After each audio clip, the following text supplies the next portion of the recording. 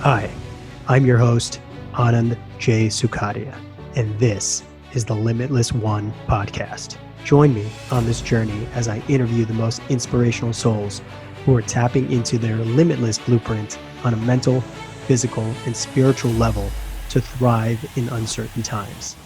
If you feel you are so much more than just this body, just this life, and want to tap into your limitless potential, you're in the right place. Here we go, starseeds.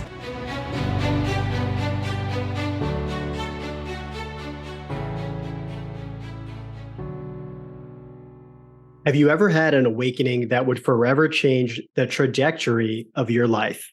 How about a mystical experience that opened up communication with extraterrestrials and extra-dimensional light beings? Our guests today are a spiritual power couple that awakened together and are now helping thousands of others in their healing journeys towards self-transcendence. Pete and Roxy are a beautiful married couple with 2 little boys from Australia. Both have been active entrepreneurs since their teenage years and have always made self-development a priority so they can be the best version of themselves. They had built and managed successful businesses and always loved to be of service and inspire others. Pete and Roxy are professional motivational speakers and are mindfulness and multidimensional coaches, intuitive healers, and course creators. They are here to help elevate humanity and planet Earth towards ascension. Their awakening journey started in 2019, and in early 2020, Awakening Education was created as an online platform for individuals globally to begin their awakening journey and help guide them with elevating their consciousness. They had a calling to train and learn about all multidimensionality and galactic truths. Through this process, they elevated even further by firstly cleaning out their own internal interdimensional injuries and merging back with higher self and soul self. This was the launching pad to connecting with higher vibrational beings, including extraterrestrial and light beings from other dimensions and planets. They felt called to help bridge the gap between galactic worlds and this planet. With the help of galactic beings and the divine source of energy, they were able to open up even more healing technology aboard a Galactic Federation Starship and now continue to take people on journeys for self-healing via medbed technology. Buckle up, starseeds. On this podcast, we're ascending into 5D. All right, we got Pete and Roxy, my good friends from Egypt trip. And my goodness, we made such a soul connection when we were there. There are some wonderful souls here, and I just had to have them on the podcast. Welcome, guys. Thank you so much for coming on.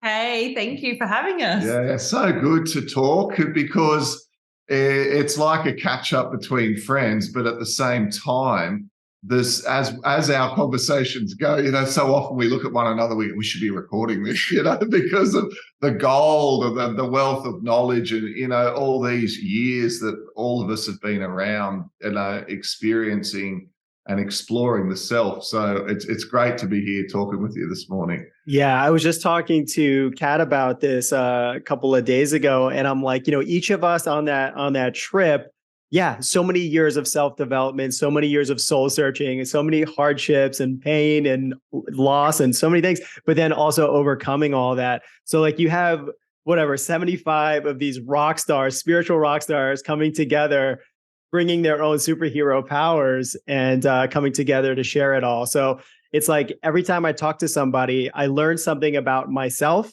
that I've gone through and I've learned a lesson from them, or it's like a synchronicity where the exact same thing happens and you put all those people together and you pretty much have my life. It's so funny. I don't know if you guys felt that as well. Yeah, so many synchronicities with Egypt and, a lot of reflections in the other facets of the souls. When we all come together, like you said, it's like seeing the divine in all of the creations within all of us. And I like that, rock stars. Yeah. Spiritual rock stars. That's good. Yeah. And it was a beautiful reminder because, sometimes, when we're on our own, you guys have each other. It was just beautiful. I have an amazing partner that is on this journey with me as well. But sometimes in regular life, you don't have the same types of soul connections. And I really make an effort to spend more time with those types of people.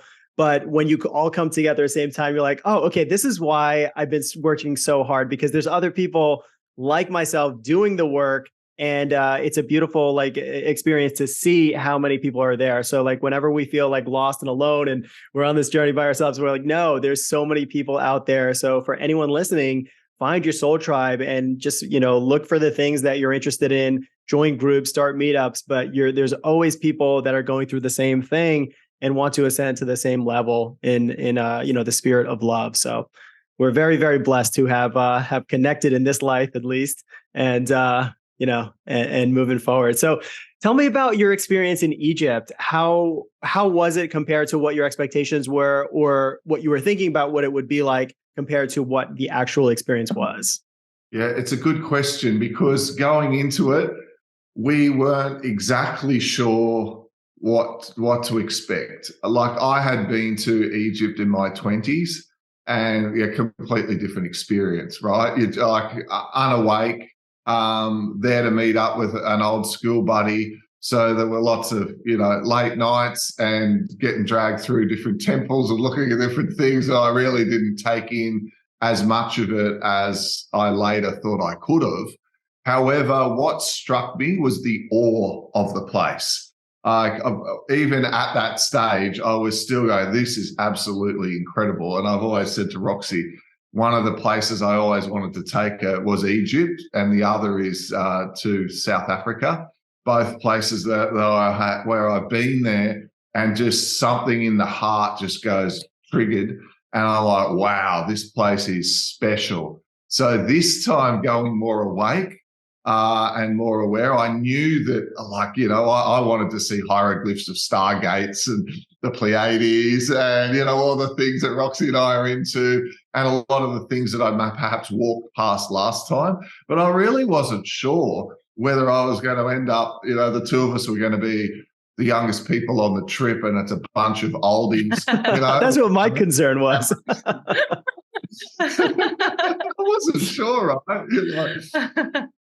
So I was quite relieved, as you say, to arrive, and everyone seemed, there was a mix, there were older people, but plenty of younger people, but it was where people were at in their life. It seemed like every time you had a conversation, do you know how, when you're around a group of, let's call it unawake people, or people that you don't know, you've got to feel them out to sort of work out how much they can handle. You might throw in a little heart chakra in the conversation, and then you test them out with a bit of merging with your higher self, sprinkle in a little bit of multidimensional beings, and when their eyes widen, you go, right, that's the limit. That's the limit. Just before the Arcturians and the Pleiadians, right?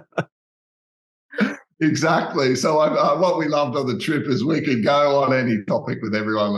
Everyone was into it. So yeah, that was my feeling. Yours, Rox? Yeah, I just loved going over there. And as soon as we kind of land off the plane, the energy started working with our being. And Pete and I, we checked into the hotel there at Mina House, and the sleeps, the veil was removed, basically. As soon as we landed, we were getting downloads, upgrades. Our vision was so strong in our sleep state and in our meditations. And we were both going, wow, this is so profound. So the energy was calling us there for a while. And then this trip just intercepted. And within 3 months, we were going to Egypt. That's how kind of fast it happened for us. We didn't have plans to do it so soon, especially with everything that's carried out on the planet recently. And just going there and just being spontaneous and moving into that frequency was upgrading in ourselves, like merging back past lives and the energies from past lives, good and bad, all beautiful experiences in the duality of them. But having that coming back in for us, we're feeling like new humans coming home after that trip, really solid in our knowings, our wisdom, and, just that stable energy in our being, because a lot of lifetimes were experienced in the lands down in Egypt. And for us to go back there with these open eyes, open hearts to receive this beautiful information and energies was profound, to probably say the least. Yeah, that's so beautiful. I feel the same way. It's like going there was an affirmation for my soul. Like, okay, all this work, all this connection to higher consciousness,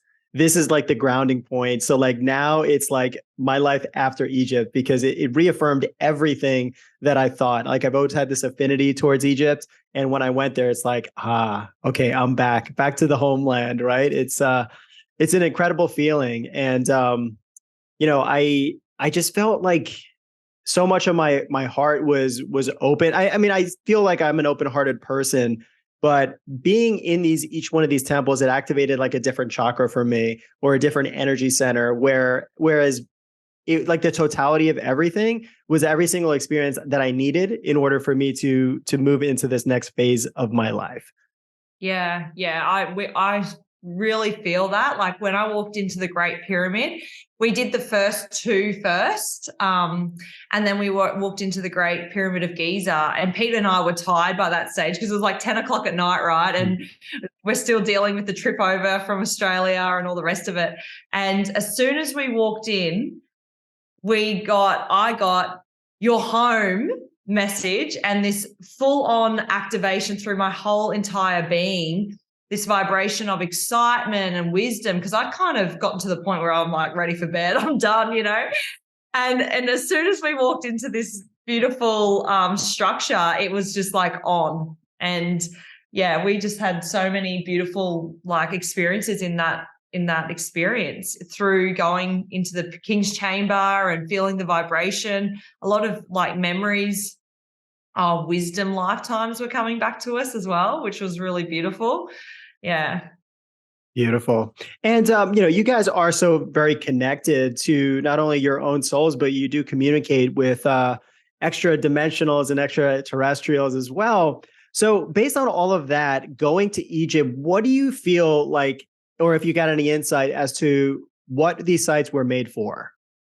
Well, certainly I think that they were probably made before the Egyptian civilization as we know it today was established. I think they've been there a long time. We really resonate with the Emerald Tablets and the story of Thoth, the Atlantean, bringing the wisdom teachings from Atlantis at that time to the many colonies of Atlantis, one of which being the land of Kem, which is Egypt. And the pyramids themselves seemed to have been, from those ancient teachings and descriptions, some sort of energy creation devices for the purpose of mostly healing of the physical self, and the integration of basically the mind, body, spirit complex, so that these souls can reach higher dimensional spaces, the halls of Amenti, traveling, interdimensionally through the stargates.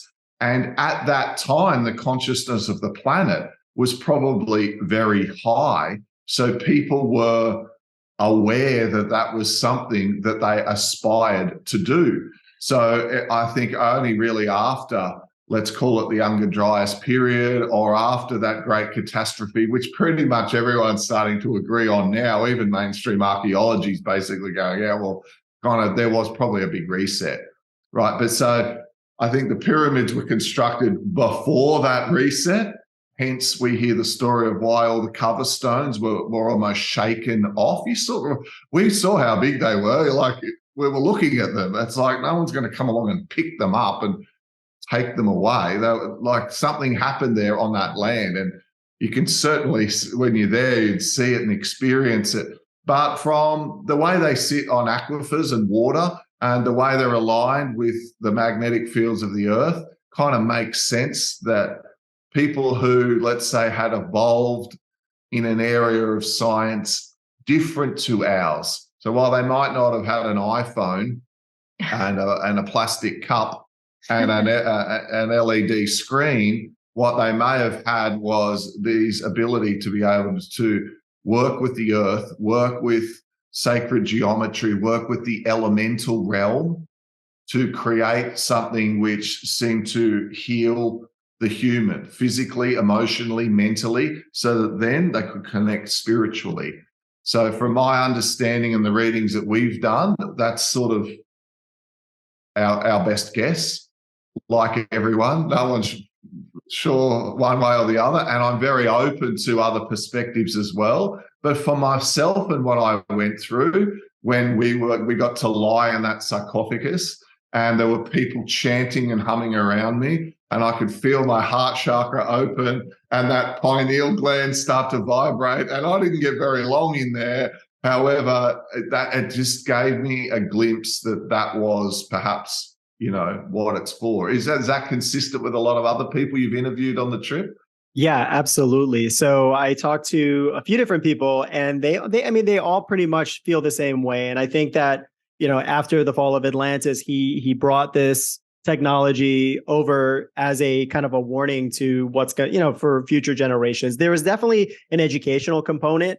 And what I find is, when I went inside the chamber, and in any of the pyramids for that matter, or temples, it was like the first question is like, oh my goodness, how did they do this? It's so grandiose. It's so wild. It blows your mind open, but I think it's exactly done to do that, to make you expand your mind and be like, how was this created so long ago? So it makes you want to think, okay, I can do the same thing. If I'm made up of the same creational elements, what is stopping me from thinking bigger or thinking larger, or, deepening into my heart?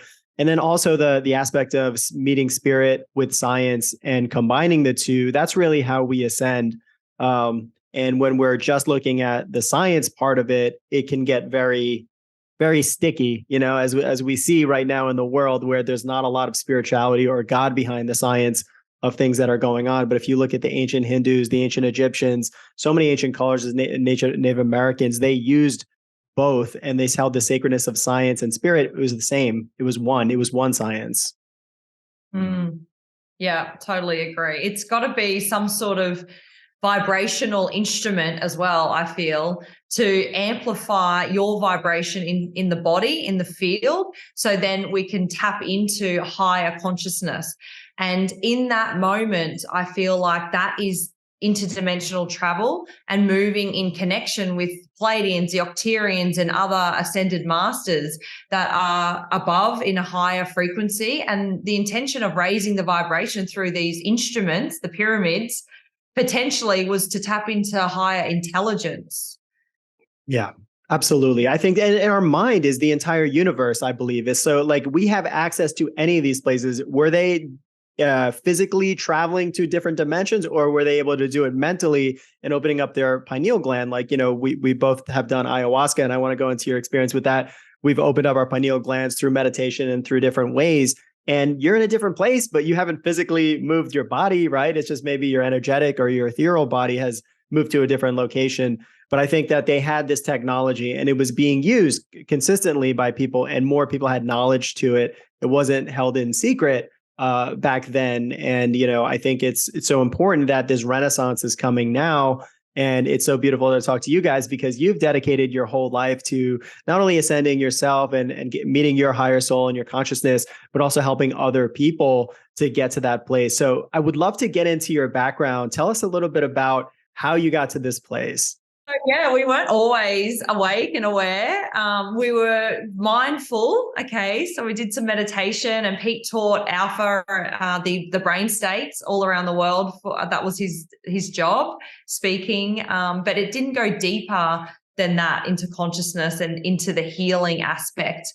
So very mental. When we met, I was an insurance broker, and not long after we got together, we started our own insurance brokerage, and we built that up over 5 years, having the children in that kind of journey.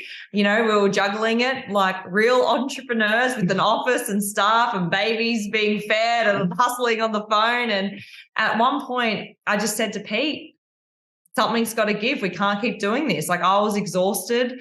The business had really flourished, which was amazing. And he said, all right, well, maybe we should sell and pivot in our life. So I was like, oh my God, I can't do that. Like, this is our main income, what would we do? So the fear started kicking in.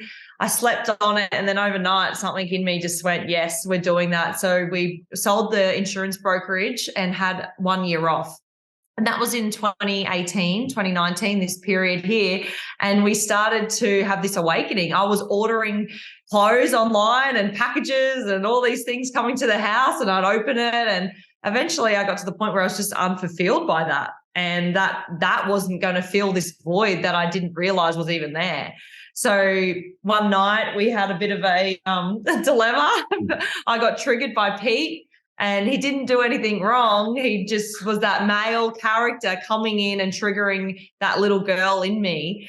And I basically moved out for a week with the kids, and that's when our awakening happened. And I sat on the beach for a week praying to anything that would listen, basically. And we didn't really believe in God. We didn't go to church or pray over our dinner or anything like that. But we knew that there was a higher aspect. Something had created us. You know, we were familiar with the word God, but it didn't really feel like we had to go to church and pray with that, you know. So I was sitting on the beach just praying to God or anything that would listen. And basically at that same time, our brother was in Rhythmia doing plant medicine, and he sent us unconditional love on that full moon that I was sitting on the beach that week, and something activated in me. And I realized at that point I was having an awakening. And so I rang Pete and I was like, oh, it's not you, it's me. I'm having an awakening, you know. And I just love hearing that. so yeah, moved back into the house with the kids. That was all, you know, sorry. It was like I'm having this emotional awakening. Are you still apologizing to him? Yeah. Well, it's like how we had this. This is how it happened, you know. Yeah. Girl moving out, being overreactive by the male, you know, this is the trigger of my unhealed parts of my childhood with men, right? With my father, with my stepfather. And so from that point, we learned about the plant medicine. Dan came back from Costa Rica, shared the story, and I thought, oh, Pete's not going to do this. This is too woo-woo for him. And then he said, hey, Rox, I think we need to go to Costa Rica and do plant medicine. So off we went, 2019 in November. We got there and back before the world kind of had its mass awakening in that way. And that's where the journey started into the healing. On the way home, on the plane, the Pleiadians started communicating with us. And at that point, we didn't even realize aliens were real. I didn't even, like, this planet was in that only my consciousness, right? So we were expanding, and they were like, remember, you were going to have the awakening, and yeah, we're going to bridge the gap between Galactic and the planet, and we're here for the mission, remember? I'm like, oh my God. Boom, that was the first conversation that they had. On the plane ride home from America on that Costa Rica trip. And wow. So that's when Awakening Education was born. And we realized, both of us, we're here for the mission, but just for now, we'll talk about consciousness, not that other ET stuff, you know? Mm. And so little by little, we elevated and healed and did more healing and really went into our soul and got confident with this galactic connection. And that's when we started sharing our story online. Yeah. Amazing. And Pete, you actually had that same experience as well, right? So you were both getting awakened or getting communicated to at the same time. Is that correct?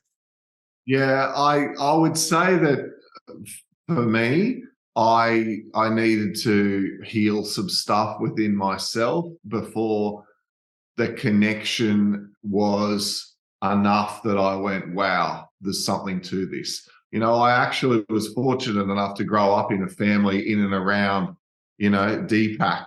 You know, so going on a long trip in the car, Dad's got the old cassettes, right? You know, the book, putting on Deepak Chopra cassettes and Wayne Dyer and like all these different metaphysical teachers. And I'd been around the information.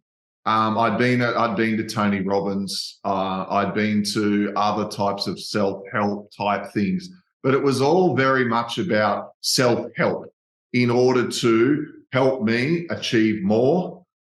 And the idea is if I achieve more, then I'll feel better. Then you feel proud of yourself. Then you're a provider for your family, all of that sort of thing. What I found was when I went to plant medicine and when I merged back with my soul and I healed that 5-year-old boy who had that split when that traumatic stuff happened in my childhood, when I went through that, then I realized I didn't need things outside myself anymore. Everything I needed was within. And that was the breakthrough. That breakthrough to realize that I'm enough right now is something which I would call was the awakening. That's what the true process is. And it comes from, I often joke about it, but it comes from spitting in the bucket. It comes from crying on the bed. It comes from, the dark night of the soul, like where it just shows you this is where you were, right? And, when I was 5, I took my little sister for a walk down to the creek after heavy rain, and she fell off the bridge into the stream and she drowned. And I had to go home and tell my mum that my little sister had drowned. And that's what plant medicine took me to. So the lady lying next to me, sobbing and crying, almost like moaning in her experience, in my mind with the ayahuasca present, took me, and that sound and this amazing mix of it all took me to 5 on the bed, curled up, listening to my mother down the hallway, making those sounds into the toilet as she cried and retched over the death of my sister. And that's where I split.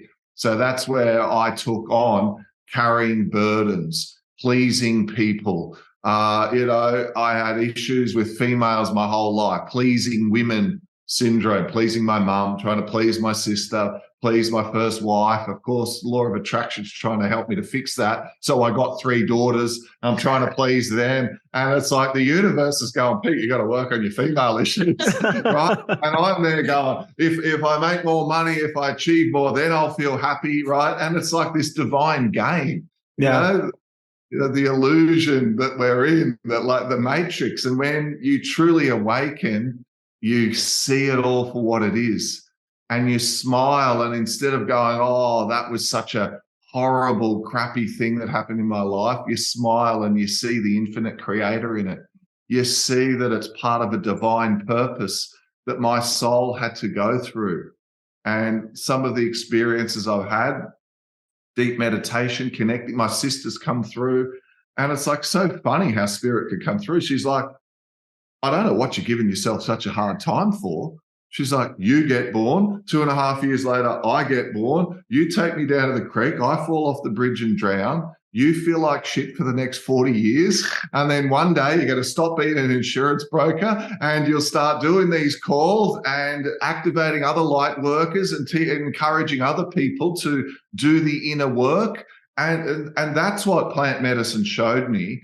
And that's why I couldn't just go back with Roxy and start another insurance business. I mean, we could have done that because we'd done it twice and sold them and done well, right? We had a model that worked, but it's like wasn't aligned with who we were. So we went into this new area knowing nothing, right? Really, it's like really you just start in there. But what you do have is the power of your experience, your realization, and how that has affected us. And like that in itself is the message. And I'm a big believer in that saying, what you are speaks so loudly, people can't hear what you're saying. So in other words, you've got to embody the principles that you have learnt, that you've experienced. Like there's plenty of people who know more than me. They've read more books. They've been into spirituality way longer than I have, been on different hikes and treks and this and that and the other. And when I get to know them, they're dull, they're judgy, they got, God bless them, issues. And I could see it and feel it because sometimes I think people can spiritually bypass. It's easier to buy another book or go on a retreat than to sit there and go back to yourself at 5 and go into unloved, unacknowledged, guilt, shame, etc., etc. You get what I mean? It's like It's not very pleasant. I'm not saying it was for Roxy equally as tough, right? But she went and she addressed her things. So when we're in front of you now, when we meet on the trip and instantly we get along, like there's been a process, right, to get to that. It wasn't easy. Each one of us had a difficult path just to get to that place where we can be open-hearted and allow love into our life, allow friendship, and be open in who we are authentically. And that's what you guys, that you come across so strong as powerhouses, is because you are embodying this life. It's not like, there's so many people that can just talk a good game. And I'm sure there's so many influencers out there, and no judgment at all, right? Everyone's going through their own journey. They can say the greatest things, but their life is not necessarily happy, or they're living in true alignment. And the embodiment aspect is so important. I'm very similar to you in that I just sought education and knowledge and did all the Tony Robbins events, which, by the way, life-changing. I love that stuff. And all the books. I have an enormous library, and just, try to accumulate knowledge so much. I was understanding it up here, but the moment I did the plant medicine, it sank into here, into my heart. And that's like, oh, that's what the missing element was. And it was so simple, right? The simplicity of just being in here most of the time and checking in with this rather than this, and traveling that enormous distance from the head to the heart. It's only a couple of inches, but is the longest journey you'll ever make in your life, right? Absolutely. You think you're all good. That ego keeps you in this, you're sweet. And then next minute you're like, oh man, the more you think you don't, the more you don't know. 100%. And I always find anytime I'm going through any challenges, it's always coming because of the thinking brain. And whenever I sink into the feeling and the heart space and what would love do at this moment, then things get super simple for me. But it's like an ongoing challenge to navigate and surf this like 3D world while also trying to understand the 4D and then ascend into 5D. And I watched a video of yours that you guys did regarding the 3 different dimensions that we're currently experiencing. Can you tell us a little bit about the 3D, 4D, and 5D? I think that all around us at the moment on the planet is so much 3D. Like we live in a bubble in our countries. Where we live, we're blessed that we have freedom to express ourselves, freedom to think, even though we might get fact checked, but you know what I mean. Most of the time, right, we're free to come and go and think and move and etc. But you think there are a lot of countries, a lot of continents on this planet where there are still people in lack. Like you would have seen this coming from the airport in Egypt. It struck me, the number of people who are in lack vibration, survival, desperation. And of course, that undercurrent of that energy runs through millions, hundreds of millions of people on this planet. Mm-hmm. So for us, having this conversation, for the people watching this, the sort of soul who's watching this interview right now would be an old soul, a soul that has come in for a mission to help those hundreds of millions of other souls who are down there low vibrationally. There is a saying, the rising tide lifts all of the boats. As we work on our consciousness, we affect the consciousness of them. So 3D has a lot of different levels to it. And the third density, or 3D, that we often refer to is the lower vibrational expressions of consciousness.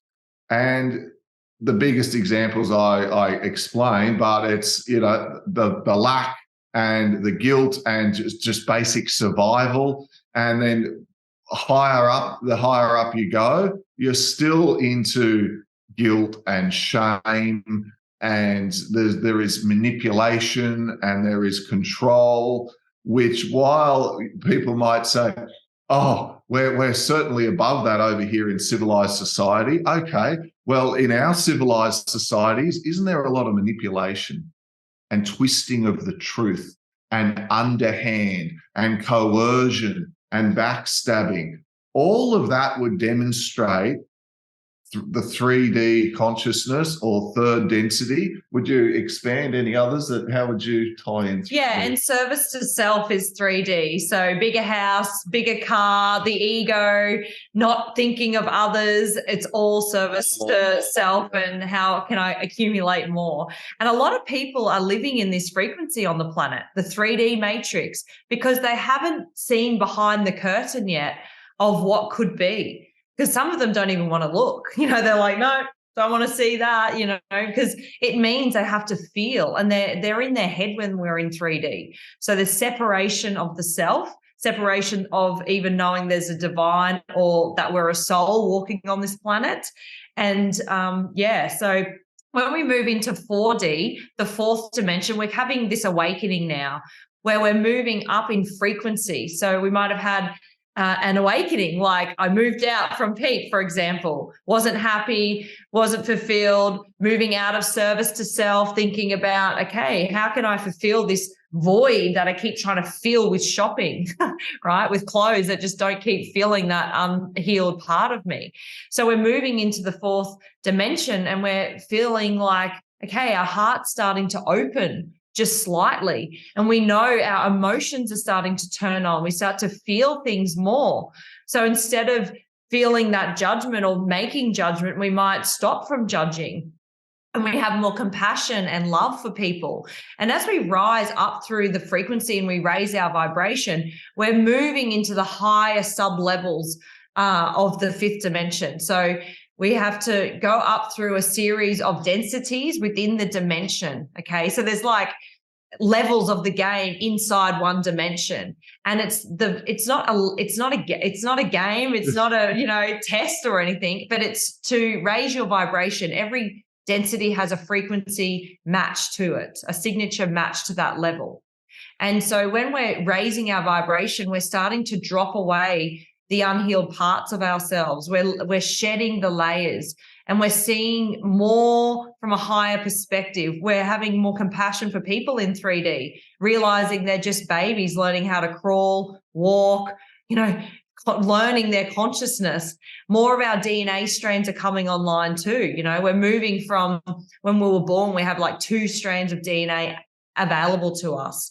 And as we raise our vibration, our consciousness, we start to learn and grow as a soul in this lifetime and heal, we have more and more of those DNA strands coming on in the fourth dimension. And some of us on the planet now are tapping in and out of the 5D, the fifth dimension. And that's where we're seeing bliss state. We're connecting with interdimensional beings because we're raising our vibration for that connection. So we're moving out of service to self into service to others. We might become a healer or see how we can help each other, start a podcast to share great information. It's like, how can I help? I'm here for the mission. I understand this mission. And I'm moving into that state, that frequency of love and togetherness. And the collective, as we sort of do that, the collective moves up, as I mentioned, the rising tide. So in 1988, it started, and through to 1990, which was said to be a significant year for humanity, there was a shift in consciousness. So humanity as a collective can be muscle tested, and through proper calibrations, they can get an idea as to what the overall consciousness of the planet is approximately at. And through those couple of years, and let's call it 1988 to keep it simple, the consciousness of the collective went just over the level of 220, which is significant on the scale of consciousness. And it's called David Hawkins' scale of consciousness. And the number of 220 was quite significant because what it meant was the planet went from basically being more negative to, after that date, becoming more positive. So before it was in a negative state, and then it went up to 220. That's right. And it started to shift. And the calibration of the Earth now is still in and around, let's say, the 220 to 250 mark. Those high levels of 3D are playing out, as I was mentioning to you, about the coercion and the control and the manipulation, all for service to self, let's call them beings, people, depending on how you want to go with this conversation, whether you want to go to entities, whether you want to go down the reptilian path. Let's go all of the above. Let's get into it, guys.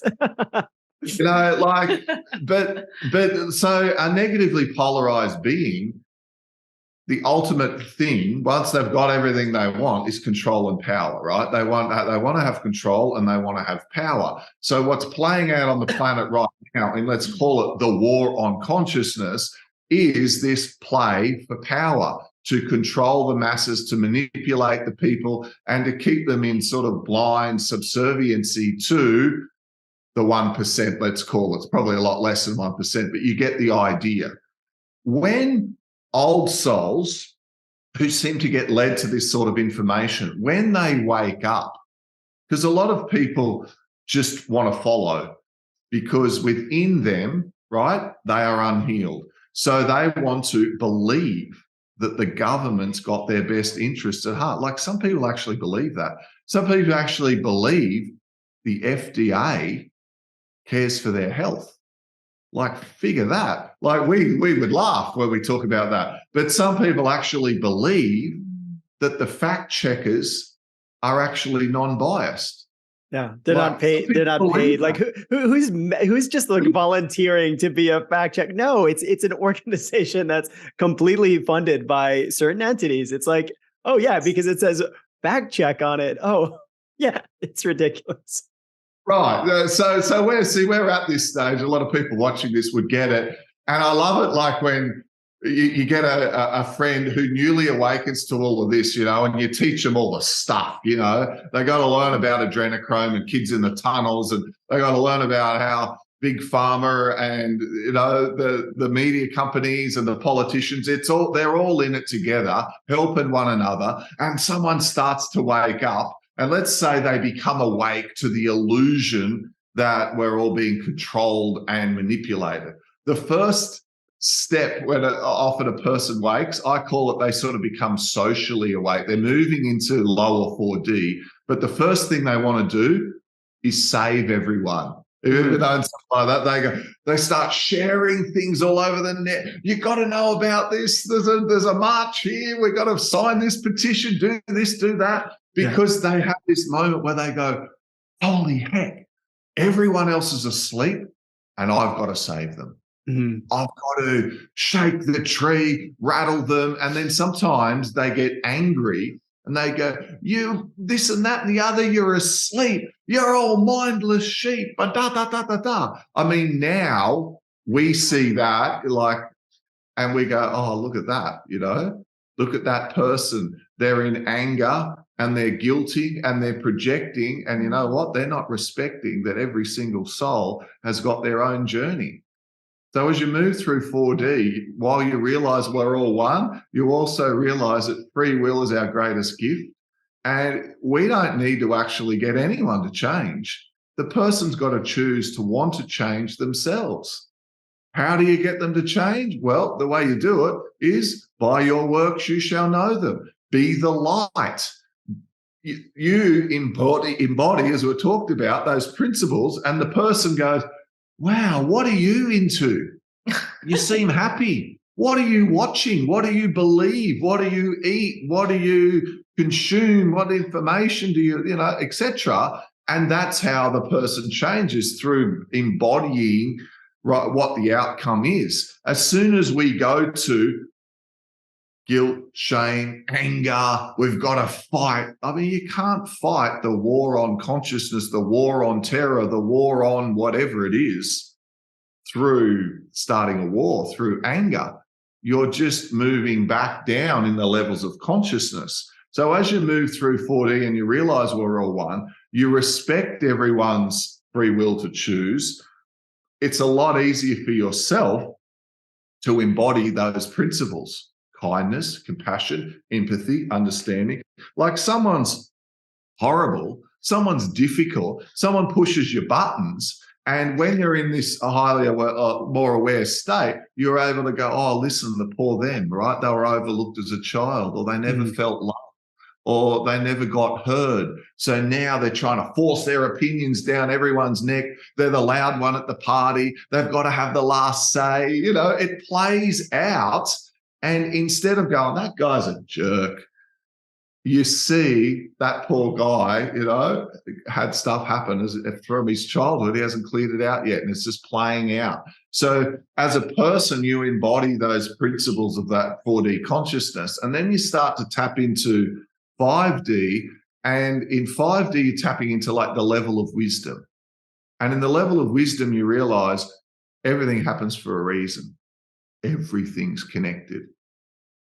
That means the bad stuff too. So it's like, yeah, law of attraction, yeah, law of vibration. You hear about all these things, the law of resonance. Wow, they all sound so interesting. And then you go, well, why have I got a flat tire then? Or, why do I book this meeting with someone and they keep changing the date or canceling it, or something comes up and we can't get there? Like, what's the block? I'm working on this project. I'm passionate about it. I'm putting my heart into it. Why is there a block? And instead of going, why me? It's not fair. Like, this is my, if you're not healed, you go to, it's my fault. Oh, this must be my block. Or, I love this one, or maybe I picked up an entity the other day at breath. Yeah. And it's got me. And that's why the project's not working. It's stifling my pineal gland. Yeah. There's It's a fluoride. So people make up all this stuff. And you know what? It's not that. It's you, right? There's no entity. It's the person's got unhealed stuff. The law of attraction brings you the good stuff, but it brings you the bad stuff. So whenever something is not going well in your life, that is an opportunity for us to reflect within and go, what is this trying to show me? What is unhealed in me? What can I learn from this? And as you learn to do that, it's like a skill. The more you do it, the better you get. So, like in the beginning, and when you first get into this, like someone does something to you, like stabs you in the back or talks behind your back and you find out about it or whatever, or like family's the best trigger. Something happens in the family and you're like, right, I'm not talking to them. And you don't talk for like a month because it takes you a while to calm down and, you get over it. And then something happens again, probably family, but you're doing your self-help work and you're doing some crying and some journaling and breath work and all these different modalities. And someone triggers you again. And this time you're only ticked off for a week, right? And then you go, you know what? It's probably me. Yeah, I see them because they're unhealed. That's why they did it. And then it gets down to a day to get over it. And then it takes an hour to get over it. And now you get triggered, but you can get over it in like 5 or 10 minutes. It's like we still get triggered. It might still be there. And there can be patterns that keep showing up in a person's life. So a person might say, I'm doing the inner work. And when does it stop? When does it get easy? I love that question. And the answer is, it never does. However, the time it takes you to see the lesson, feel into the emotion, gets shorter and shorter because your relationship with yourself is improving, your awareness is improving. So that's embodying 5D consciousness. It's a level of wisdom. And when you're in that state, you can then tap into things outside yourself that are consistent with that rate of vibration. So in other words, when you're in 3D, it might be the analogy of the ice cube. You're like a block of ice. You're very dense. As your vibration goes up, you move into the liquid. As your vibration then goes up higher, you move into steam. You're still the same person, but as your rate of vibration goes up, you can experience things a lot differently. And of course, as steam, as water vapor, we can float around and look down and move into other things and tune into other, let's call it, types of matter. That's a little bit like 5D consciousness is like. As we move and integrate with more of our higher self, as we become more a being of light through raising our vibration, this is how you can tap into higher vibrational information and higher vibrational beings and have higher vibrational experiences. And you can do that through some sort of aid, like a plant medicine or a breath work, but you can also do that through Kundalini yoga or through daily practice, through the cleansing of the inner child and working on the self. And the experience of that then affects all the different areas of your life, because the more you address the law of attraction, bringing in the bad things, the more the good things start coming in as well. So you end up in the right place at the right time. You're spotting feathers and rainbows and seeing 222, 333 on the clock. And you're like, oh, whoa, I'm in flow. Yeah. Yeah. It's so beautiful the way that you described it. Anytime we want to level up in this game, we have to come to a new level of awareness. And the same things would happen to me over and over and over. And I'd be blaming other people. Oh, my family, they're just not going to change. the moment I started looking at people in my family differently, as if they were the childhood version of themselves, and the challenges that they went through, and the utter like hardships that they had to go through and maintained, and this is how they had to become in order to maintain, sanity and to move forward in life. Then it started clicking in my mind, like, okay, maybe when we start looking at everybody as a childhood version of themselves and looking at them from a place of love, you start to understand that that's where everybody wants to vibrate. And this is the lesson that's going to keep coming to you in your life until you come to that level of awareness. It's going to come over and over and over. And this, sometimes you meet the same people in relationships and the same things happen. Oh, they do this and they do this and they do this. It's for a reason. It's exactly the way that the universe wants to show you. You don't level up until we start changing that perspective. And yeah, the way that you described it is absolutely perfect. Old family. The ultimate triggers, hey? The ultimate triggers. It's funny because even, like you said, we're moving in and out of 3D, 4D, 5D.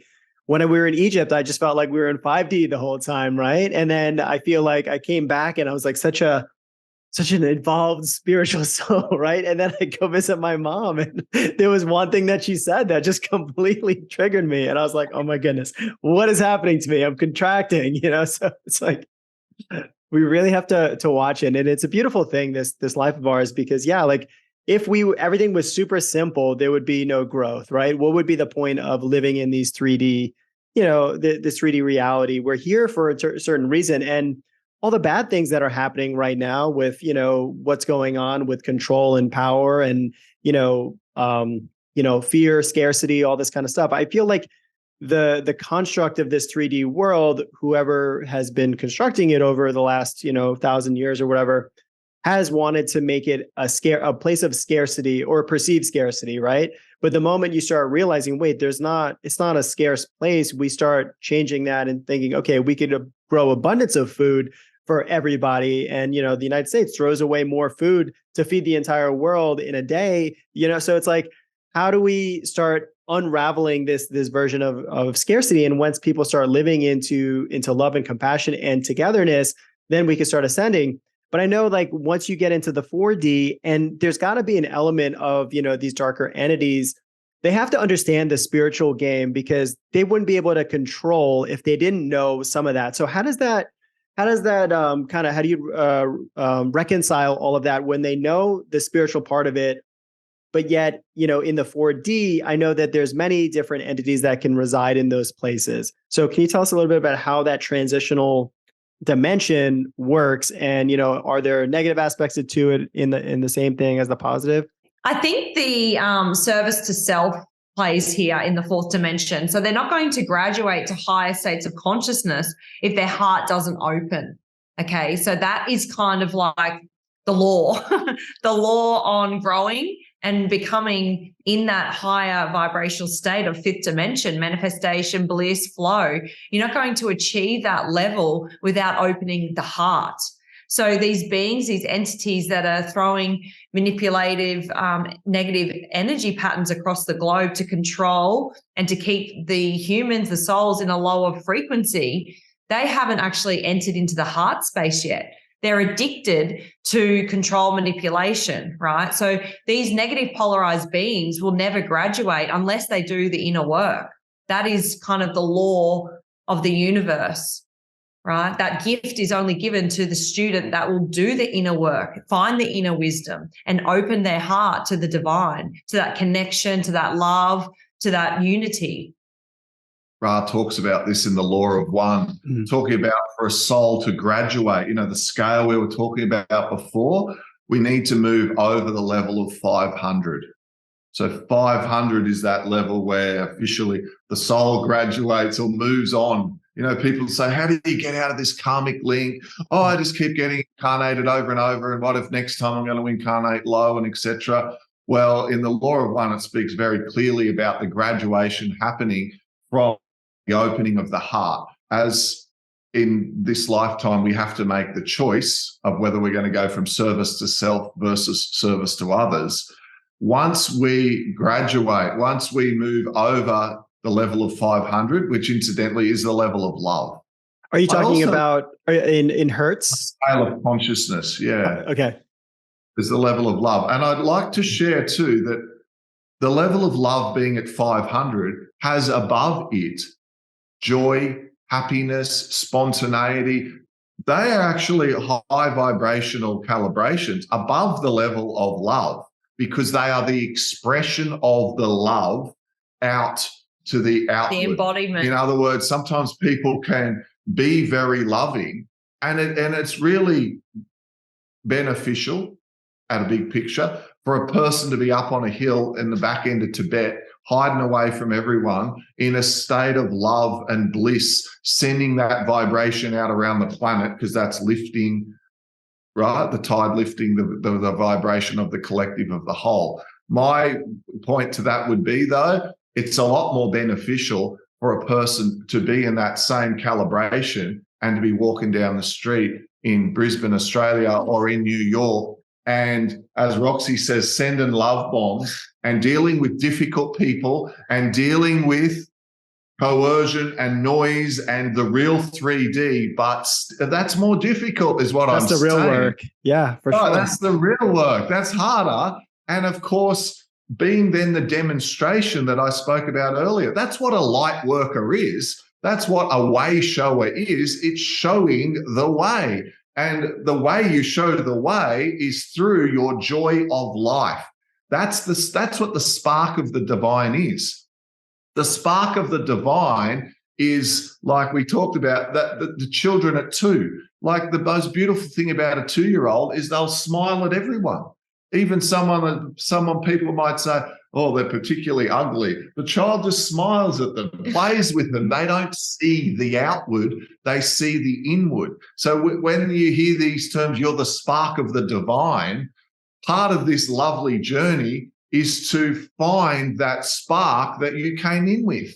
But sometimes as soon as we come in as this spark of the divine, and particularly if you're listening to this and you're an old soul, you can probably relate to this. As soon as you got in your mother's womb, you probably picked up on things that you were better off not knowing. Mum and dad are fighting, or mum didn't even want me at in the first place, or you get born and then you're a disappointment. You're boy number 6, your girl number 6, or whatever it is. And they're like, oh, hell, another one, or whatever it is. And you grow up all through your life, right from the beginning, this pure soul getting all these different impressions. And the divine game of Leela that's talked about is that we go through all of this, hopefully, if we come out the other side while we're on this planet and realize that it's actually all a game in order for us to find that spark that came in. And if you find that spark, you graduate, you move to the level of love. My sister dying wasn't a terrible tragedy that wrecked my life.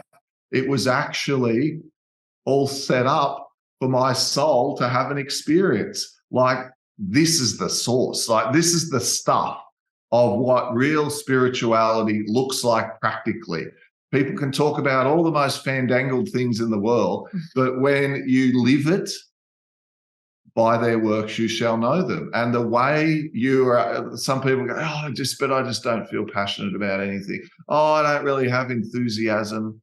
I would say, yes, you do. You still probably just got work to do. There's probably some sort of false belief in there, in and around happiness or excitement, or it was probably never demonstrated by your parents. And sometimes you can meet people and they have a very narrow range of feeling. Ever known someone like that? It's like they're almost a bit like a block of concrete. I mean, they smile from time to time, but like, I don't reckon they've barely laughed in years, to the point where their eyes water, and they probably haven't really like cried into emotions and really experienced that depth, which is the wonderful slingshot to get you higher. You have your ups and your downs, slingshotting you up higher and higher as we move through this human experience. So while there are service to self beings and entities around, and while they can perfect themselves in the level of wisdom, if we merge this over with other, let's call them extraterrestrial races, the Greys were a very good example of how a species could develop themselves very high in the level of wisdom, only to realize that when they neglected the heart and the emotions and those aspects, even their physical aspect of their being,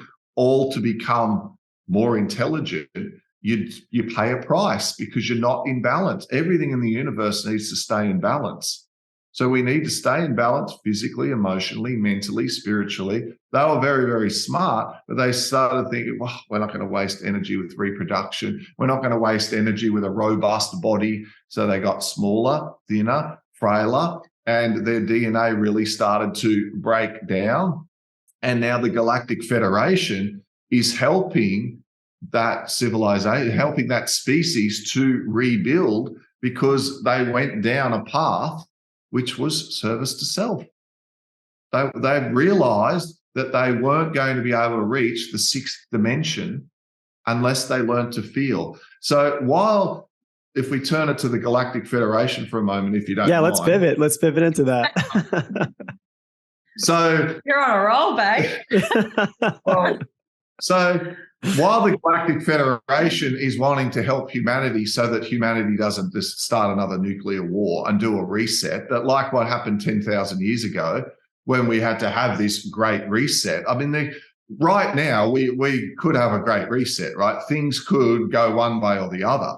So while we've moved into the golden age, and it's the age of Aquarius, and the sun's pulsing us with solar flares, and the Schumann resonance shows that consistently that ionosphere of the planet radiating at high frequencies, triggering some people, helping others to awaken, and there's ascension symptoms talk.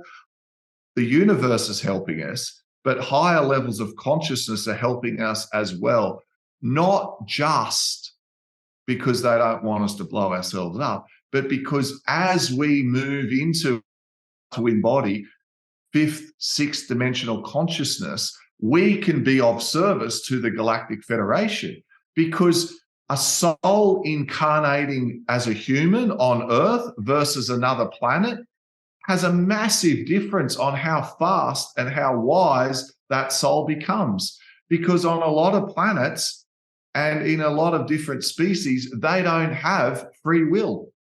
So they might incarnate over again, but they remember everything they've learnt the first time. They don't really have free will either to choose stuff it. You know what? In this life, I'm just going to sail my yacht, drink booze, and, shag and live a life or whatever. I'm having a life off, so to speak. Enough with the soul work. They go from one to the other. We come in, veil of forgetfulness, then we get free will, right? So that we can choose not to do it if we don't want as well. And then we fall under the illusion of time. And within that illusion of time ties in with that all these false things that come in with our free will, all these complications that make our soul's journey, while difficult, incredibly beautiful, because we grow emotionally, we grow with wisdom and with the mind, but also we grow up in an environment which is heavily polluted. So there's junk in our air, there's junk in our food, there's junk in our water. We're exposed to all this electromagnetic radiation. So our DNA, the human vessel, the physical vessel, is very robust. So the information that we provide to the Galactic Federation, and in return, they are helping us to lift our vibration as well. It's totally a partnership. Like, we are truly partners in this together. And we are like the indigo child, the gifted ones that are coming up now for us, these beautiful kids born with all this wisdom beyond their years. It's like the humans are like that, but we haven't moved into our full potential yet. But what Roxy and I tap into, when we tap into the Galactic Federation ship, and we work with people in med beds, helping them, the sort of soul who's like this, who's going, I'd love to connect. I'm so interested, but I know I've got blocks. I know I've got things, and I'm not even really sure what it is. It's like they can go up there, and when they lie down and allow themselves to really let this higher intelligence scan over them to pinpoint for them perhaps where they split from their soul, where the densities or the blocks lie, people can very quickly get guidance as to where they can use their own free will, because no one can heal anyone. Something outside yourself solving your problems doesn't fix it, because remember, physical imperfections in the body are just a manifestation of some sort of underlying false belief or emotional injury that has been ignored and suppressed over and over and over until you can't ignore it anymore, and it manifests itself in whatever it might be, a tumor, an ulcer, etc., heat, repressed stuff.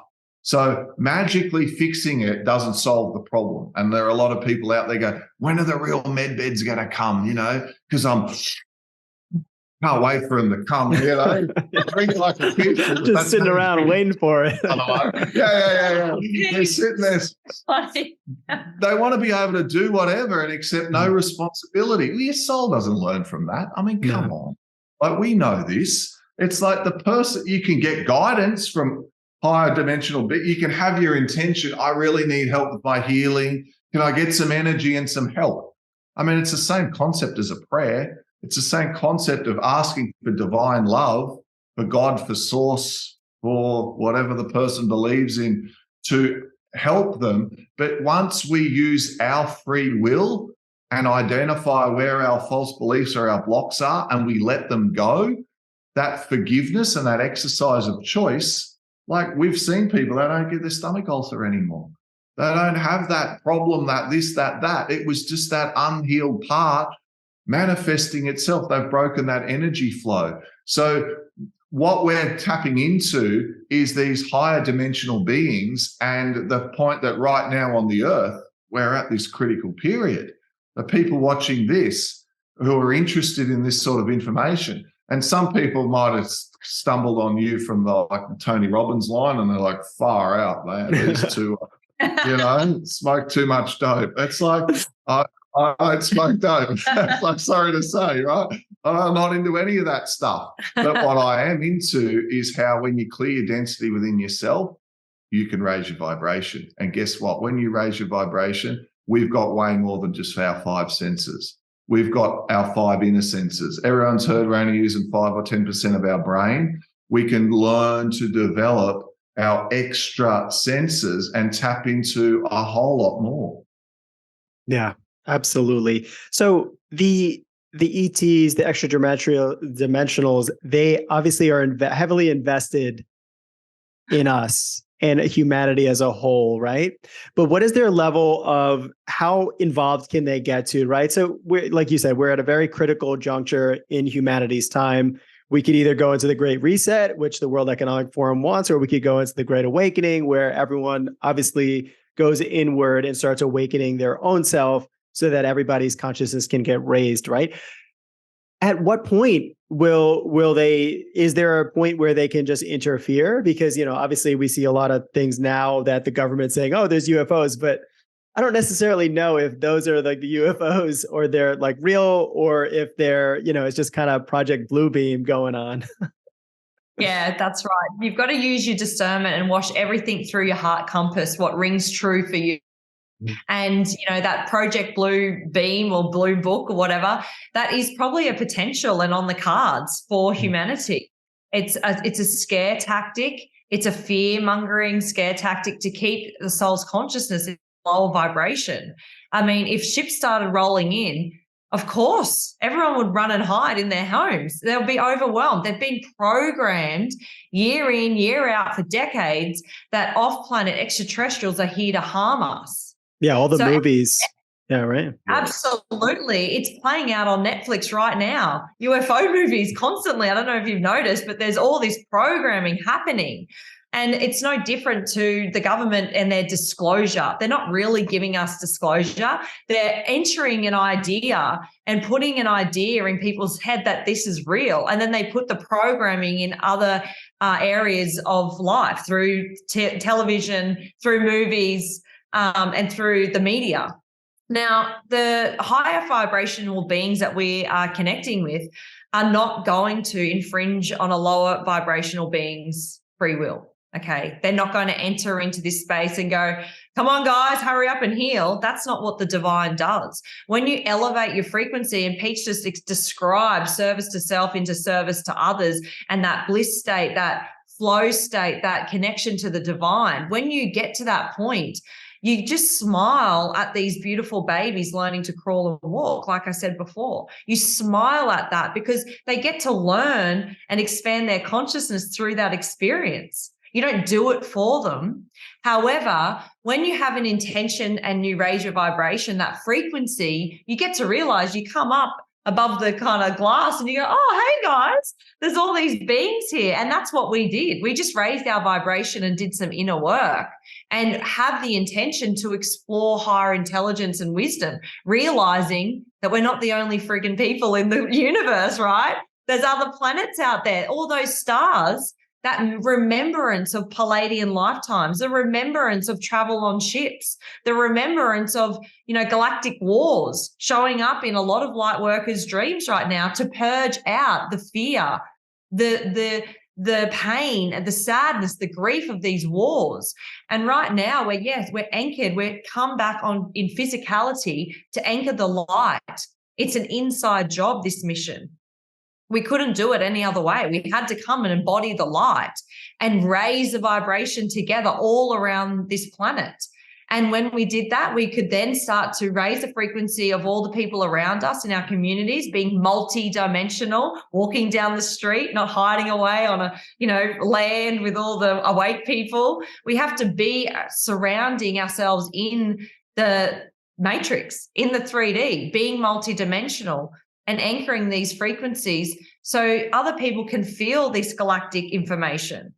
You don't need to actually do anything. Just by anchoring this knowledge, this wisdom, this light frequency in your field will just have a ripple effect on all the other souls at the supermarket, at the kids' school. For a moment there, I couldn't go into the school to pick up the kids. My frequencies were wobbling, and now I'm integrated, I'm strong, and I'm smiling at everyone. Everyone's feeling that energy. It's activating people. That's what we're here to do, to be multidimensional. And then when we're ready as a collective, disclosure will happen. Real and right and beautiful connection to the Palladians in physical form. Right now, we're consciously remote viewing our light bodies, our souls, to a physical ship to connect to them, to raise our vibration, to learn this wisdom. But in the future years, we will be having disclosure. They will be coming and we will be bridging that gap. Yeah. So there needs to be, like, around the planet, more people who want to connect and want to, that saying, that who want to believe.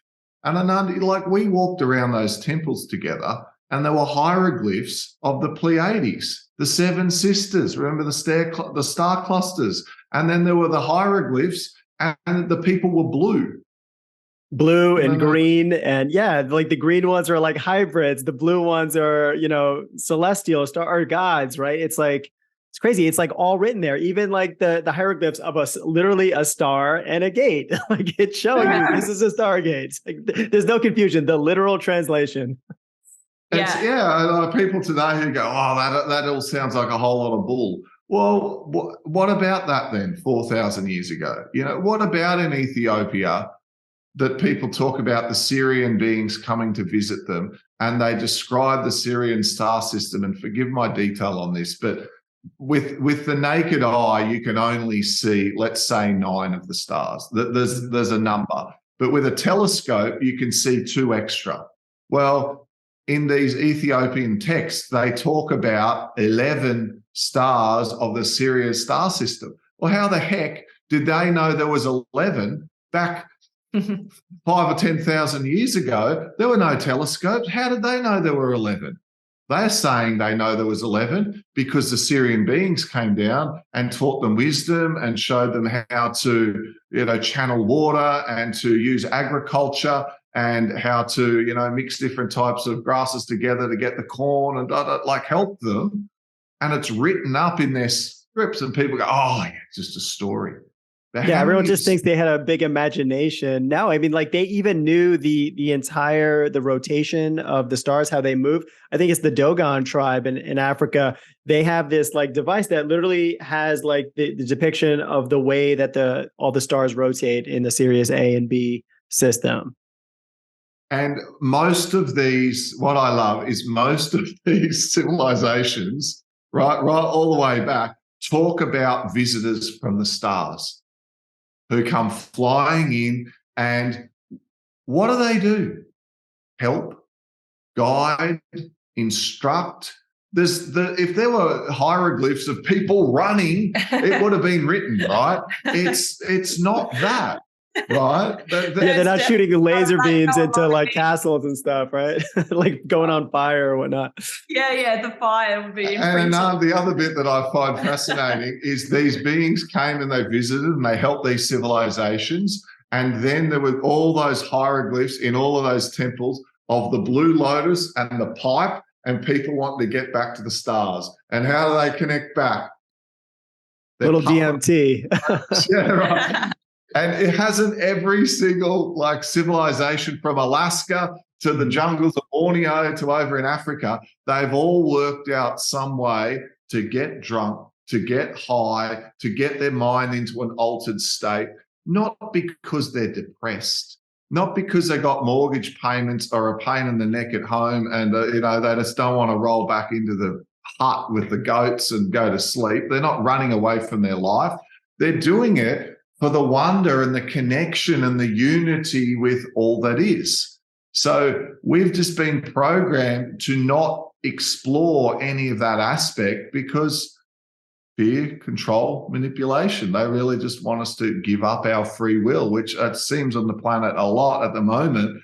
It seems to be the agenda. Even people are becoming more aware. Like you talk about all this information on mainstream media now about unidentified objects, and still very much people are like, well, what are you going to do? It's like they can't be bothered. They're worrying about the project at work. They got car payments. They got the house. What are they going to do with that? And they got life.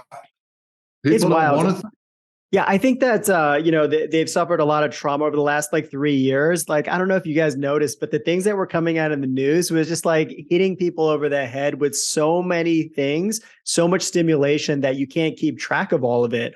Like the CIA came out with this document about like, the human mind and how you're basically creating a torsion field and astral travel and all this kind of stuff. It's literally written in a 19-page like paper. This came out in 2020 in the middle of COVID and like all these other things.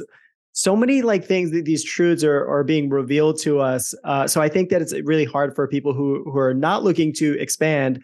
They want to just stay in this 3D or stay in that low scarcity frequency. It's hard for them to kind of awaken. So, but the people that are looking to expand themselves, they're seeing all of it. And it's kind of like a beautiful time where the more darkness there is, the more light that's being raised and the more that's becoming more like aware to the world in terms of truth, in terms of, moving towards more consciousness.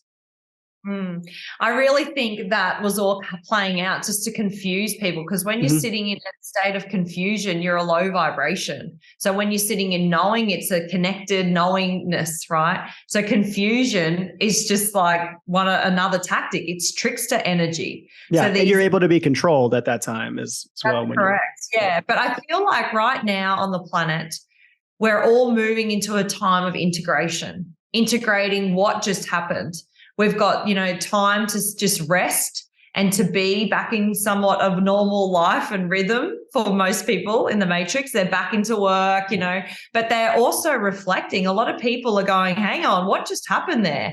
And they've got that time to integrate. So their soul is elevating. I don't think a lot of people are still asleep before COVID. I feel like they have activated some parts of their soul and their mental construct is moving into a higher vibration, because we are all doing the inner work. We're rising that tide. The planet is shifting as well. The solar system It's being activated by the sun, these solar flares.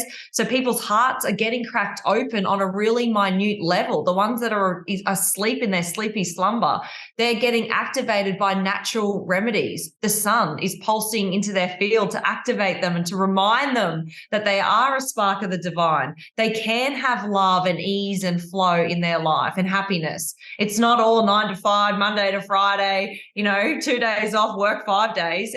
That separation, I feel like we're shifting out of that slightly as a collective. Yeah, I think that it's getting cracked open a little bit and a little light is pouring into people. Even, at my wellness center, we do a lot of breath work and different events and sound baths, and people come in, that 9 to 5 mentality, but yet they seek something different. And when they're coming and they're having these amazing breakthroughs, crying and going into past lives and going into, childhood traumas and things like that, they're able to have like feeling back. Whereas, when you're in a corporate environment living in, right next to Manhattan, it's very high paced. There's not a lot of compassion or heart in a lot of corporations. And for them to be able to have just a little glimmer of that feeling back, then they're like, oh, wow, this is possible. So then they start seeking more and more and more. And I think that's how, just by holding space, by being the embodiment of love and being there for people, we can kind of open up those possibilities. I think that's really what it comes down to. Now, is there any kind of tipping point where humanity needs to get to in order for, say, the floodgates of light to come down, for us to ascend out of 3D, 4D into 5D? Yeah, we feel like 8% of the planet should be awake and aware to be able to transition into that higher state as the planet and as a collective. So, not to be disheartened, we're not that far there yet. But it's going to happen rapidly. The energy's speeding up on the planet. Our vibration is moving a lot faster now. So, what could have taken 10 years like a decade ago could only take maybe 3 or 4 years now, right? Because the frequency's sped up. So yeah, we feel like we're probably only at 1% of those awakened souls, which doesn't feel very empowering, but we are moving fast and a lot of people are waking up. And like we said before, they're cracking open slowly and slightly. The mass awakenings haven't actually happened yet. We're the way showers. A lot of us that were on the Egypt trip even are the way showers. We're still, rejuvenating our own soul at this time. And our work really hasn't began yet. Like, we're all going to have to lead the others behind us. Those mass awakenings are yet to come and they will awaken. The planet is going to awaken. We're just the way showers for now. And the light workers, we feel like everyone's awake, but no one really is awake. Like, you go to the shops, a lot of people are asleep still. There's some people that you catch their eye and you smile and you're like, hey, you kind of know, hey, I think you're awake, and that's beautiful, but they're few and far between. So in this next part of the awakening, the great awakening is going to happen. It's about to move, and that beautiful sun is helping us. With the planet, she's strong. She's not weak. She's moving into a higher state. Pachamama wants for us to enjoy her planet, to enjoy the gift of life, being human, moving through the forest, swimming in her seas, enjoying divine experiment, to really live and breathe Earth. The blue pearl, they call it from the galactic. They call it the blue pearl because it looks like this beautiful blue pearl floating in space. And so we're here to make the shift, but then move into this beautiful awakening of love and unity and togetherness and really embody the divine. So beautiful. As you say that the sun is shining, it's literally shining right on my face. I don't know if you can see it. So actually, I'm very lucky. I get two like sunrise and sunset because we have glass buildings right across the street from us. So I get a reflection of the sun. So this is the reflection of the sun coming on me. Normally the east, the sun rises in the east, but I'm still looking east, but it's still coming back to me. That's so good. Let there be light. Absolutely. So is this shift, this major awakening, is it going to happen in our lives in your view? I feel like yes. I feel like all of us, I don't know if you feel this, I don't feel like we've come back for just, this. I think we've got front row seats to the greatest show in this universe, to be honest with you. And the way we're all so young and this is all shifted already, we've still got many years to see this unravel. And it's happening. Like, look at the world right now. We're shifting, we're really magnifying what war is, what separation is. We're seeing behind that illusion. There's no more false allowed on the planet anymore, only truth. So once we see that consciousness, it gets dissolved and neutralized quite quickly. So then we get to move up into higher states and the energy's speeding up. Like I said before, we're on a trajectory now. Yeah, so true. And it's the same thing with ourselves. Like we talked about earlier, every insecurity, everything that you need to move through is going to be magnified until you understand it. Same thing happening in our world where all the bad things are happening, war and, horrible economy and politics and corruption and all these kind of things. They're being amplified for us to just, basically what you talked about earlier is just like laugh at it and be like, oh, that's exactly what I don't want. But I'm going to embrace its existence because it is the polarity. Everything has to exist in this creational soup, right? And then we can start understanding, okay, I can't judge anything on the outside. It's all inwards. Where is this lying within me? How can I heal that part of me? And then, the more of us we start opening that possibility up of healing ourselves, then we're going to heal the planet. Because you can't just, start doing things with the planet without understanding what it is we have to go through first individually. Yeah, definitely. And that dark night of the soul, I think, we've experienced that through the medicine, the beautiful medicine, the spirit mother ayahuasca. I feel like the planet is going through its dark night of the soul at this point in time as well. And there's growth out of that. When we die, we are reborn. And that's the cycle that we all need to be used to. Because that's the growth, that's the consciousness elevating and raising, and it's a beautiful way home. Going home to be reborn again is a beautiful journey. It's not Absolutely. to be scared of, Pete, what do you think? Yeah, I certainly feel that exactly the things you both said. I agree with that. I feel like it's certainly an exciting time here on the planet. And I feel like everyone needs to remember timelines aren't set. We decide time in every now moment through the power of our choice. So through choosing, I've got a brother who says that's not going to happen in my universe. He goes, you stay in your universe, I'll be in mine.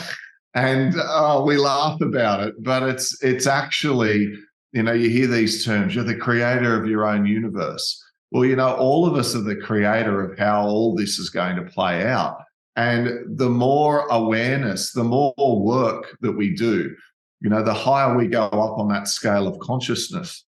One thing we didn't make clear earlier is that the higher on the scale of consciousness you are, the more you counterbalance thousands of people who are down in lack or survival or poverty mentality in their calibration. Like that such is the strength of the light. You always hear that one small light in a dark room has so much power.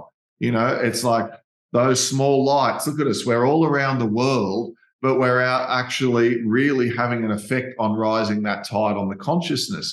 That then affects the calibration of the earth, affects the timelines. In each billionth of a second, we are moving into, it's like creating a new reality for ourselves. So when someone says, should I, build a bunker? Do I need a go bag in case this happens or that happens? What should I be doing, moving my money around?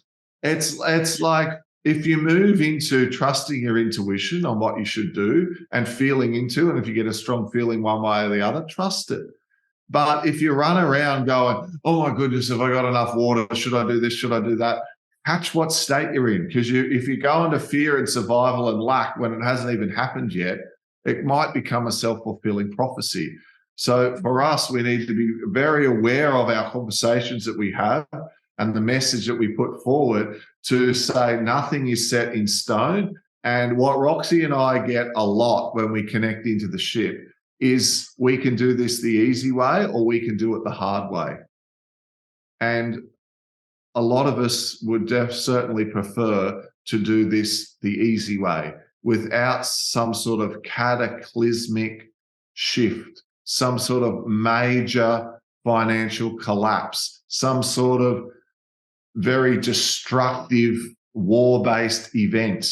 We can still shift into the new earth and enjoy the golden age without that needing to be the catalyst. If it needs to be, then so be it. But I think everyone realized too, we could certainly influence that through our vibration. Wow, I feel so positive about the future talking to you guys. And, I've felt this for a couple of weeks now after the Egypt trip. I just we're here for it. And we got a smile on our face, regardless of what happens. But it's, this is what we came here for. And just to kind of follow up on that, why do you think you guys came here to planet Earth? And what experience did you want to have? I think all of the above. I think, we had the awakening at a perfect time.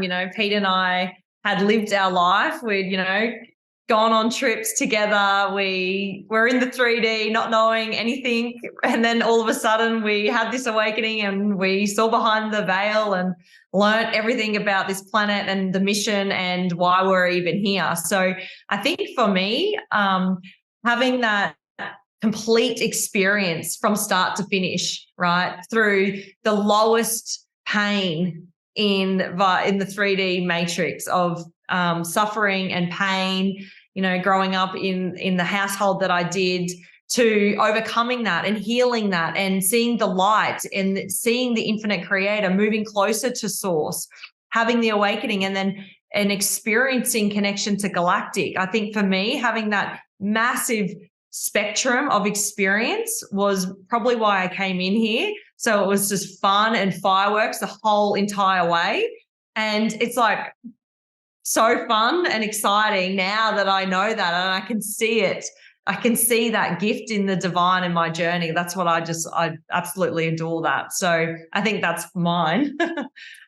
I remember recently really tuning in and feeling into how am I going, in my life. And what a life, I've got 5 kids. I've sort of done all sorts of different jobs and had all sorts of different experiences. And I was feeling into, wow, I'm learning so many things and integrating these experiences. And I was in a really deep state. I remember asking, I think I went into an ayahuasca journey and I tuned into, how well am I going? And, getting I sort of asked for an update, so to speak. Have an updated report, please. Kind of a report on how I'm going, And I was shocked that the energy was going, look, you're doing all right, but you could do so much more. And I was shocked, a little bit I really think I'm a really nice guy, and I think that I'm generous with energy. And so when you ask that question, it's a really good question. What did you come in here for? I think what I came in here for is to actually remember how powerful I am. Because I think how powerful we all are, of course. But for me, it's my journey. So I'll just talk about from my perspective, how powerful I am. Because I think the biggest hindrance to me being more of all that I could be is me. My stories, my judgments on myself, my internal dialogue, my false beliefs, my relationship with myself, and how I think I portray myself to the world, and what I hang on as being important, as getting back from the world in terms of validation, is all a hindrance. to me understanding who I really am and what I really am. So it's an ongoing process as I learn to juggle this, because I feel like I've got more to do. I've got to be more loving, more kind, less judgmental, more open, yes, to myself, but to others as well. And like, Anand, you know me, you've been around me. And like, I feel like I'm doing a good job, but I've got way more to give. And I love that saying, once the mind's been stretched by a big idea, it never goes back to its original size. And after that experience, I came away thinking, I just need to be way more loving. Like I'm not even nearly there. And it was quite humbling for me to realize, because it's when you think you got it together and then you realize you just caught yourself, you don't actually know anything really. You're doing great, but you're not really there. And it's like, yeah, I need to just admit that I'm still learning to now like explore myself and my own journey, and to try and be the best me I can. And some days, you know what? I get sick of it all, Anand, and I just want to put on some music and drink a beer and just be human for a while, Like, I don't sit around pondering this all the time. Like, sometimes I'm like, over this spiritual shit for a minute. Just like be human for a sec and be normal, and not get too caught up in it all. And I kind of laugh that I can even say that, because that's the truth. And it's lovely to be able to like give yourself a break for a sec and not place pressure on yourself that you've got to be anything more than just whatever you feel like being at that time, right? Like sometimes you can have guilt or expectations that you're not feeling connected enough, or you're not this or that or the other. And like there's all this expectation that we have, even when we're on the right track. If you get my point, I hope I'm not losing. No, 100%. I feel the same way. It's like, we're living, and this is why I love doing this podcast, because it's all about interviewing people that are looking to live a limitless life on whatever field of passion that they choose, right? So we have this infinite potential. So are we ever going to be able to reach it? Is it possible in this lifetime? Probably not, right? So it's a choose your own adventure. And we can choose to play as big as we want, as small as we want. We could take a break at any point. But I think the real lesson for me is like understanding that don't be so hard on yourself, because when you're taking a break, you're thinking about, oh, I should be more productive. And when I'm being productive is like, oh my goodness, I'm doing so much of this. Why don't I take a break? So it's just being comfortable with where you are at every given moment, and just, finding joy in that presence. And once we could live in the eternal present moment, that term that Dr. Joe Dispenza talks about, that's like that quantum field where everything is available to you. And, the more I go through this life and learn the lessons, it's just finding joy, because that's the simplest part of this journey, but yet also the most complex. In order to get to that place is not having those expectations all the time of becoming a better version of yourself, because you can keep growing and learning and doing all the self-development. And then you realize at one point, oh, wow, it's actually pretty simple, where you can just chill out and just be nice and kind to yourself and be love, right? And you could just forget everything else, but just be love. And then once you get to that place, it's a place of nothingness. And then you're like, okay, now let's go create again. So it's just like flowing in and out of those potentials. Totally. Love it. Yeah, you guys are incredible. And I really want to, just express my gratitude for you guys coming on. I know you're super busy, and you just filmed a new show, and we'll go into that once it launches. I'll have you back on. But I know a lot of our guests and the people that are listening to this are going to want to learn more about you and work with you. Can you tell us a little bit about the work that you do and how you help individuals? Yeah, so we're connecting to a Galactic Federation ship that's off planet, everyone can access it. But we tune in and take their light body, their soul up to the plasma ship to use plasma technology, medbed technology. And this is a 5th dimensional ship that's physical with over 200 beings aboard. The size of the ship is massive. It's like a football field. We're accessing only really one level at this point in time.